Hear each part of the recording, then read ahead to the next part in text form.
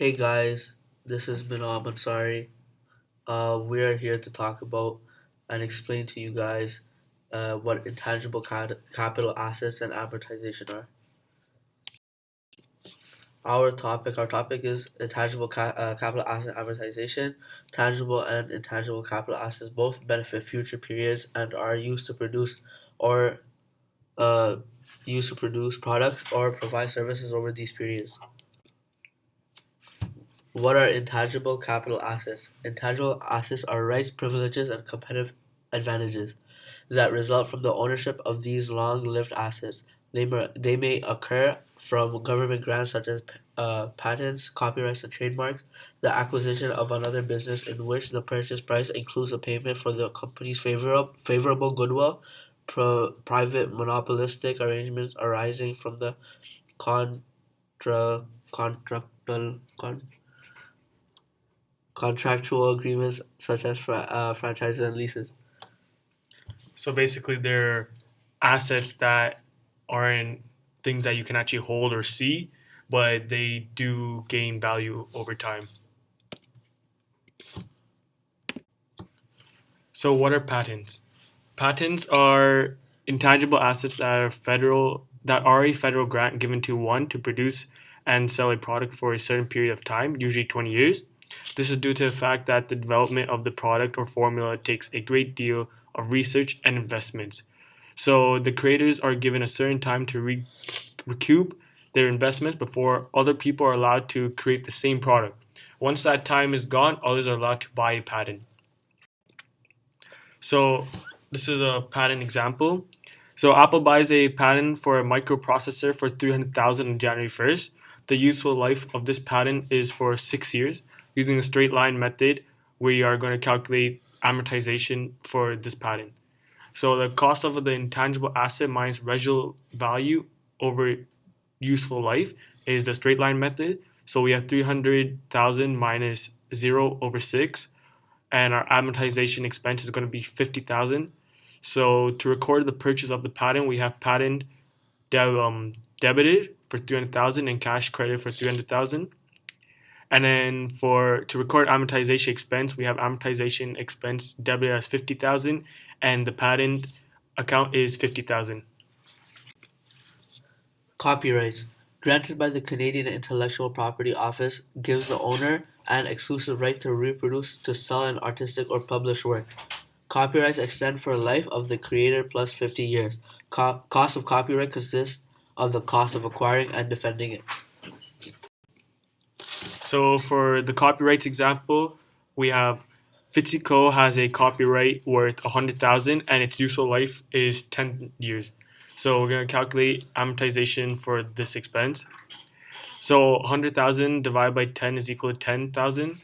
And so that makes copyrights debit for 100,000, cash credited for 100,000, thus to record the purchase of copyright.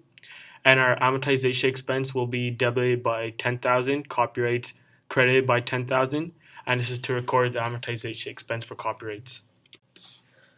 Trademark and trade names, a word, phrase, jingle, or symbol identifies a particular enterprise or product. Creator may obtain a exclusive legal right to the trademark or trade name by registering it with the Canadian Intellectual Property Office. May be renewed every 15 years as long as the trademark or trade name is in use. Intangible assets with indefinite useful lives are not amortized. If the trademark or trade name is purchased, the cost is the purchase price. If trademark or trade name is developed internally rather than purchased, the cost includes legal fees, registration fees, design costs, successful legal defense costs, and other expenditures directly related to securing it.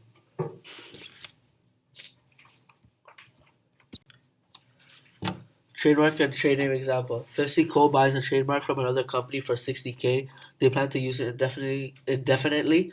Later, they decide to use the trademark for only another 4 years, at which time they expect it to be worthless. So initially, you would not amortize the trademark. When you determine you will no longer use it, you would amortize it over the remaining 4 years.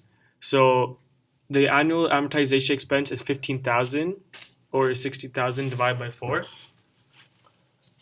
To amortize the trademark, debit the amortization expense account and credit the trademark account annually by 15K. So 60,000 divided by 4 equals 50,000. So then you put first trademark debit 60,000 and credit cash 60,000 to record the purchase of the trademark, and to record the amortization expense you debit amortization expense by 50,000 and trademark 50,000 credited. So franchises. A franchise is a contractual agreement between a franchisor and a franchisee. The franchisor gives the franchisee permission to sell certain products, offer specific services, or use certain trademarks or trade names. So when costs can be identified with the acquisition of the franchise and intangible assets should be recognized. The cost of a franchise should be amortized over the useful life. Annual payments proportionate with sales are sometimes required under a franchise agreement. These are called royalties and are recorded as operating expenses in the period in which they are incurred. So, for example, your franchise fee is 50,000 and it has a useful life of 10 years. You can amortize your franchise fee on a yearly basis, but before you can amortize it, you must determine the correct amount to deduct. You calculate for your yearly amortization amount by dividing the total franchise fee by its useful life. Calculate the yearly amortization amount by the dividing 50,000 by 10 years, or 5,000 per year. To record the amortization at the end of the accounting year, debit your franchise fee amortization amount for 5K and credit your franchise account by 5,000. So this is the franchise fee to amortize by monthly. You can choose to amortize your franchise fee on a monthly basis rather than once a year. To calculate the monthly amortization, divide your yearly amortization amounts by 12 months. Divide that by 12 months to get your monthly amortization of 200. So 2,400 divided by 12 is equal to 200. To record the monthly amortization, debit your amortization account for 200 and credit your accumulated amortization account by 200. You must continue to amortize your franchise fee the same way whether you select a yearly or monthly amortization schedule. So goodwill is a value that is paid when a company buys another company and the value above the market price of the net assets acquired. Goodwill is also not amortized since it is indefinite, life, or unlimited. Goodwill is recorded only when it has been purchased along with the tangible and intangible assets of a business.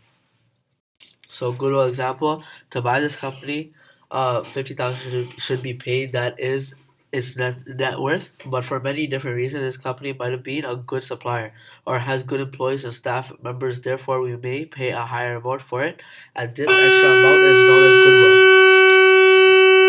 goodwill.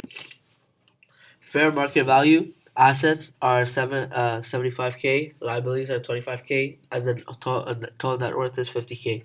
Assets is 75K, goodwill is 25K, liabilities is 25K, and cash is 50K. So research and development costs. So R&D costs are not intangible assets.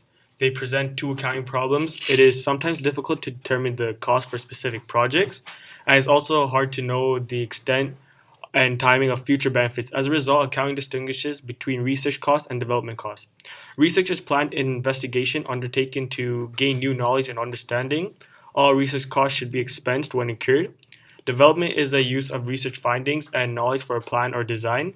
Certain development costs with reasonably assured future benefits can be capitalized. Otherwise, they must also be expensed. Wait. I have to explain. Wait.